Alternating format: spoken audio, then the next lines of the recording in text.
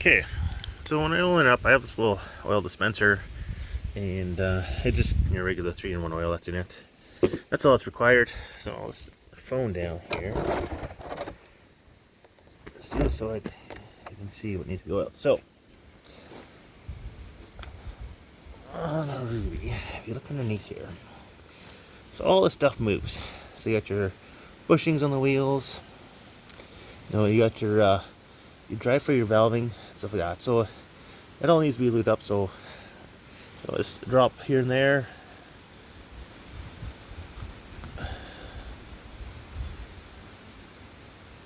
Oh,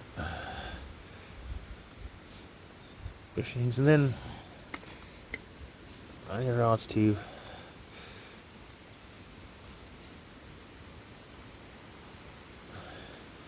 Pretty much all the moving parts need to be lubed up, just like a real steam locomotive. That's there for now.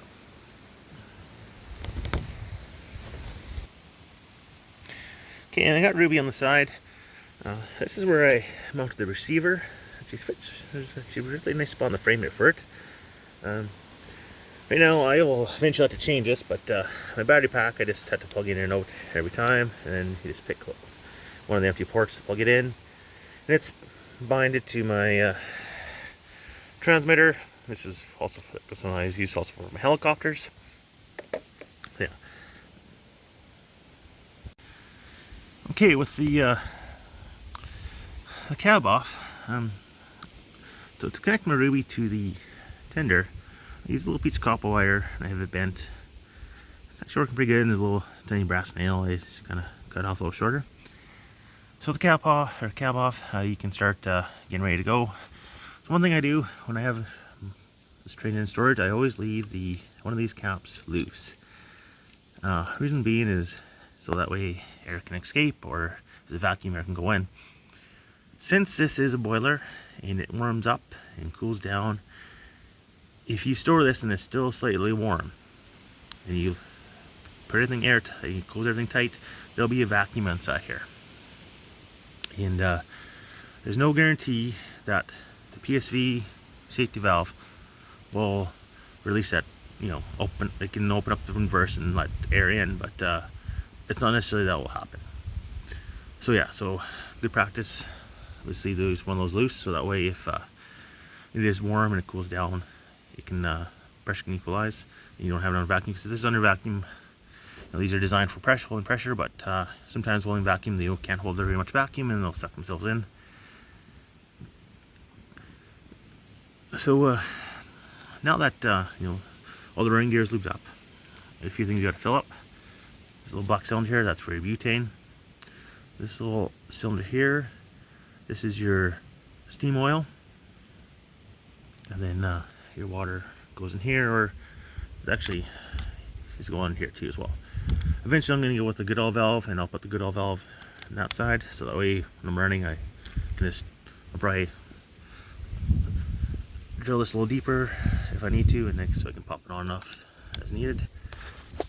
But yeah, I'll get this thing all filled up with water, steam oil, and butane, and be back in a minute. Okay, now Ruby's I got it full with oil, steam oil, butane, and water.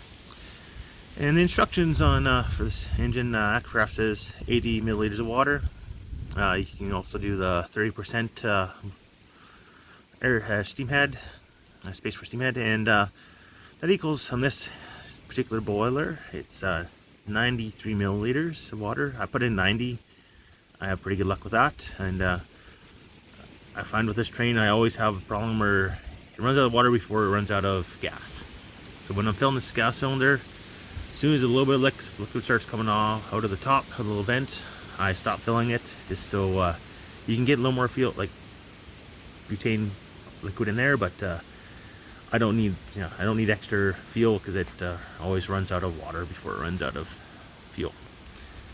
So yeah, so with everything closed, reverser neutral, steam valve closed, it's ready to be lit up. So I'll get it going, and I'll be back shortly. Okay, you can hear Ruby's boiler's filing good. So I do find that sometimes I still leave the door open a little bit. I mean, it kind of loosens off anyways, just from use, but yeah, once you get a nice steady burn like this, then wait 5 minutes or so, and it's good to go. So the other day I ran it the other direction. So I'd run in that way around. Today I'm going to run it this way. Now the downside is I can't see my pressure gauge facing the way, but since I run like small diameter track, you know, like biggest diameter I have is 6 foot, and I have a bunch of 4 foot diameter track here as well. I run my trains both directions just to get even wear. Even my Christmas train, I'll run 1 week one direction, then the next week I'll run the other. Keep switching directions so that way I get even wear, and I'm not wearing out the wheels on one side.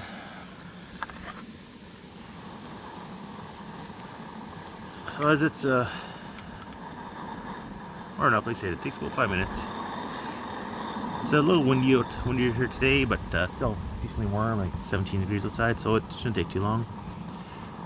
But yeah, once it's up to steam, I'll be back. And I got the batteries in and the transmitter on. So do a quick check on everything's working. Look for your reverser valve, yeah, and the steam valve. All right. So let's see if she's ready to go here.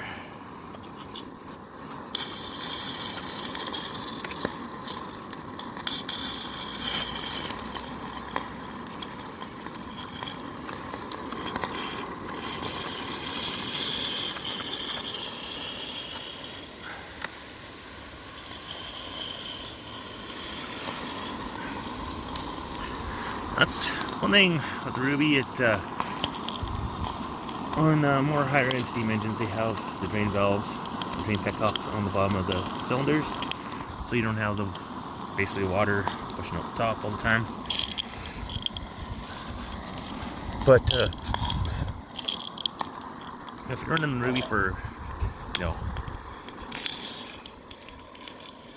for the day or whatever, it's actually pretty good. It'll, you know, once it's warmed up, you know, if you like cool down a little bit to fill the boiler with water, like just get it cool enough so it you can fill it up. It's usually the first day or the first run, it spits out lots of water. Then after that, it's pretty good.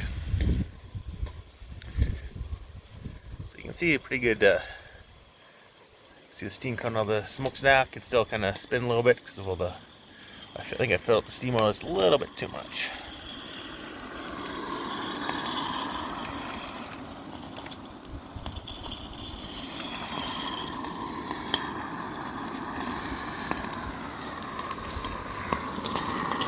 Okay, turn on the boiler, steam, push a little bit,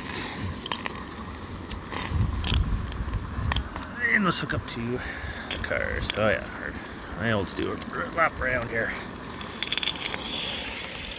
Safety valve was going.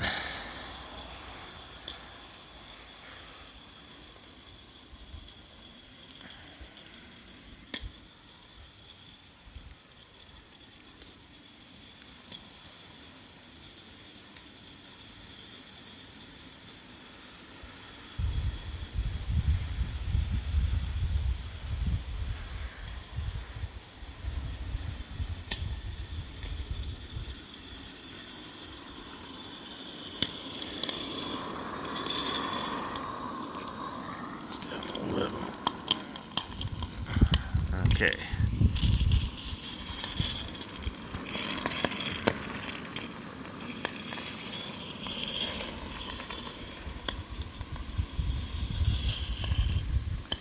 Usually, my kids here helping me run the train, but they're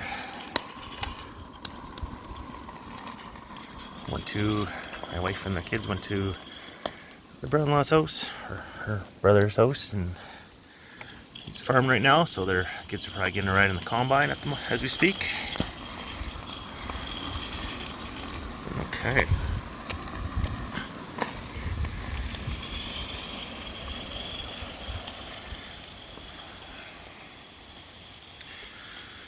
So with Accucraft Ruby, the stock safety valve, mine was set about 35 psi, which is it's pretty low. Like the train will run at 20, but when they're brand new, these trains are actually, these little engines are pretty stiff. They don't like to move unless this safety valve is basically going off. So now with the pressure gauge, I have modified my safety valve so it's a little bit higher than 30 psi. It's starts going off about 65, just quite a bit higher actually, but the engine runs way better at higher pressure. It's more controllable and a lot more power. I do have a new safety valve in order. One is adjustable and it's a different style, so it is more of the popping style where it pops open and shuts.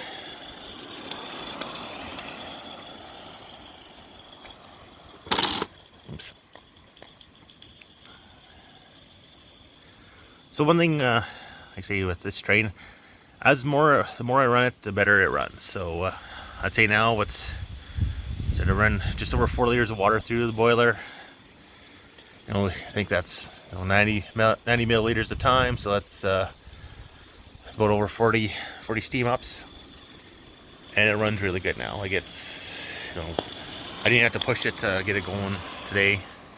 Last few times I haven't, and I got working really good in reverse.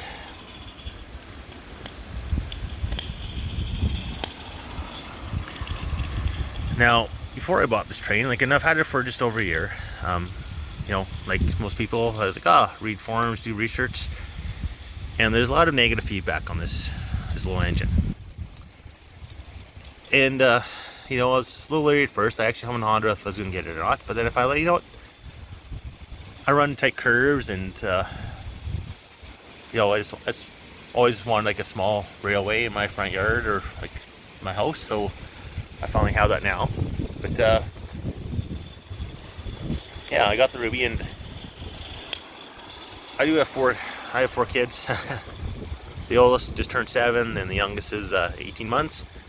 So time is usually not the essence. So I'm actually on night shift right now. So, I should be sleeping at the moment, but I woke up early just it's a nice day out. I might as well get another run in Ruby, or do a quick run and overview of Ruby today. But I got the ready to run version. Now, looking back, I probably should have got the kit. But from what I read, everybody's like, this kit's hard to put together, doesn't run, so on and so forth. But then you read about the RTRs, same thing, they don't like to run very good, so on and so forth. So, when first day I steamed up Ruby, it kind of ran forward. It didn't run reverse. I didn't test with air or anything like that. I just filled the boiler, put steam oil in it, and see if it would run. Kind of got it to work, but wasn't. So I did some timing.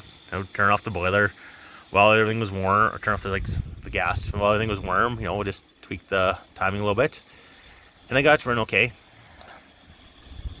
And before I had to order it, before it showed up, I just did some lots of research on how it runs, and I switched the reverser, so it runs in reverse. So it's inside emission. So you change your timing on your axle, and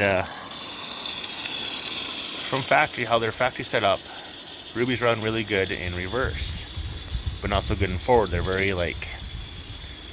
just how they're set up. But with inside emission, where you have the reverser backwards, I got a derailment. Here, everything in reverse.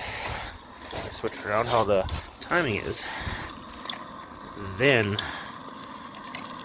it runs better in forward, and not so good in reverse. Now, it's that. Lots of pressure. Get it going here.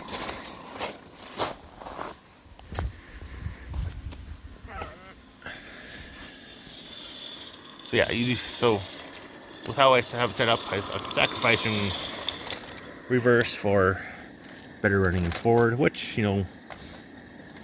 most steam engines, they always ran, most of them ran better.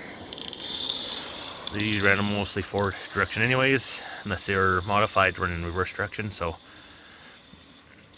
and most of like the running it will do is basically forward when I'm playing around with the kids. But now, yeah, with it how it sets is very smooth and forward. Goes pretty slow.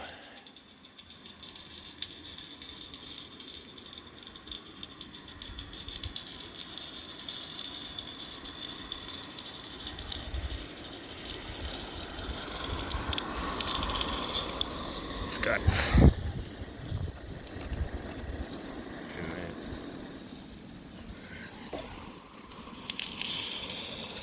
like I said, right now it's about 75 psi in the boiler, and it runs pretty much flawless.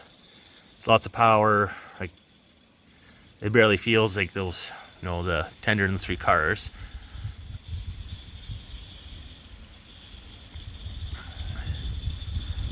So yeah, going around a corner, or there's a slight grade in the track there, you can actually go slow and you can actually really hear, you know, the chuffing sound of it. But overall, like, I've had really good luck with the engine. Like, I know, say doing research stuff, a lot of complaints on how they run, like they have a hard time getting them to run good and so on and so forth. I've never actually ran this on air. I've never tuned it on air. I've always just, you know what, trial and error with the timing, you know, for my gloves that come with it. And yeah, just the tuning, just the timing as needed. And with most, like all engines, like whether it's internal combustion, electric, steam, timing is very important. So with this, like on, you know, full-size steam engines and more expensive models, there actually is, their timing is something you can adjust. Where the Accucraft Ruby and some other, you know, some of these models, the smaller models, the timing's fixed. So you got to find a good balance between forward and reverse, and you know, you can time this so it'll go slow, but you'll probably, you know, sacrifice something else. So it's finding a good balance. I'm just got another derailment here.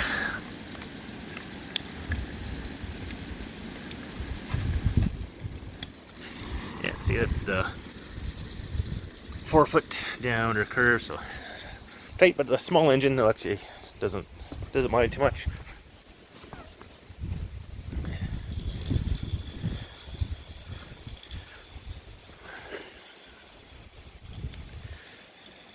And another thing too, like with Ruby, one thing you got to watch, like if you do decide to go with this engine, or if you have one and you're having issues with it running, water volume in the boiler initially, you know, it's good to do a total volume test on it. Like fill it up with the water port with your syringe that you get, and figure out how much your total volume is, and take out 30%.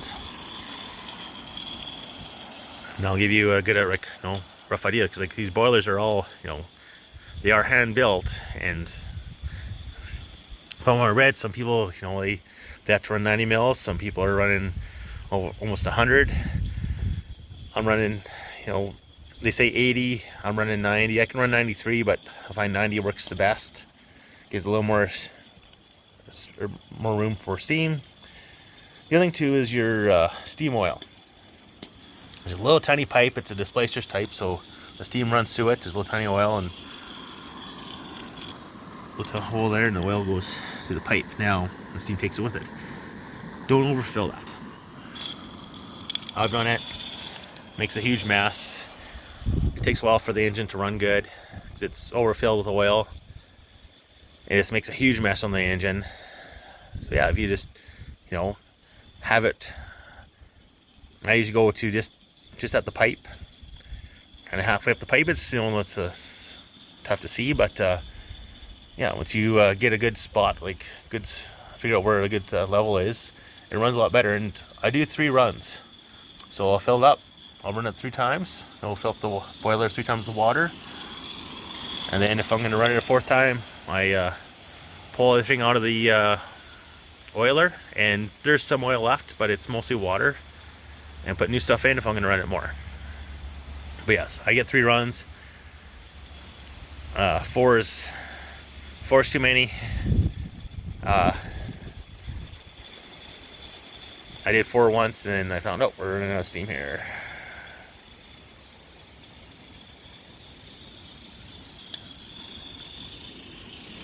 I think we're running out of steam anyway. Let's see it. We'll let it warm up a bit.